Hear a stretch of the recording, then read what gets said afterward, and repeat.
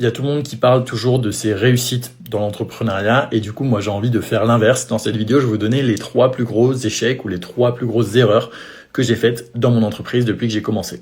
Erreur numéro 1, ça a été de créer ma société en France et de ne pas m'expatrier plus tôt. En fait, il faut savoir qu'en France, tant que tu es auto-entrepreneur, c'est intéressant d'entreprendre en France parce que ça va, t'es pas trop taxé, tu arrives encore à t'en sortir.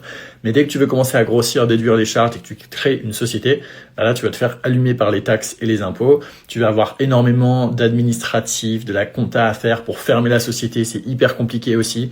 Et si j'avais su tout ça, je pense que j'aurais créé directement mon entreprise à l'étranger plutôt que de la créer en France. Ça aurait été beaucoup plus simple, moins de prise de tête et moins de taxes. La deuxième erreur que j'ai faite, ça a été de penser que pour trouver plus de clients, j'ai besoin forcément d'avoir beaucoup d'abonnés et beaucoup de visibilité sur les réseaux sociaux.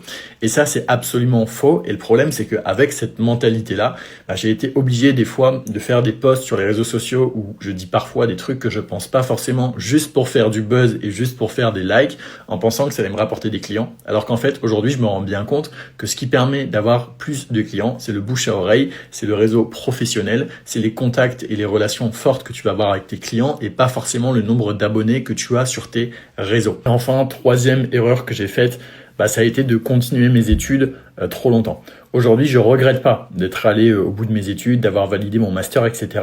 Mais je sais bien que le fait d'avoir continué mes études, ça a fait que j'ai généré beaucoup moins d'argent dans mon entreprise parce que comme j'étais focus sur les cours, j'étais beaucoup moins focus sur mes clients et sur ma prospection. Et la vérité, c'est que mon agence, elle fonctionnait, elle me rapportait de l'argent et je sais que si j'étais focus à 100% sur l'agence, aujourd'hui, j'aurais gagné beaucoup plus d'argent que ce que je n'en ai gagné aujourd'hui. Donc, réellement, est-ce qu'il faut faire des études? Oui, si tu as envie d'avoir la sécurité, oui, si tu as envie d'aller jusqu'au bout des choses, oui, si tu as envie d'avoir le réseau, etc. Mais il faut quand même accepter qu'en contrepartie, du coup, forcément, tu vas perdre beaucoup d'argent par rapport à si tu étais focus uniquement sur ta boîte. Dites-moi dans les commentaires si vous voulez une partie 2 à cette vidéo. Et petite info, mais j'organise une conférence gratuite demain à 20h.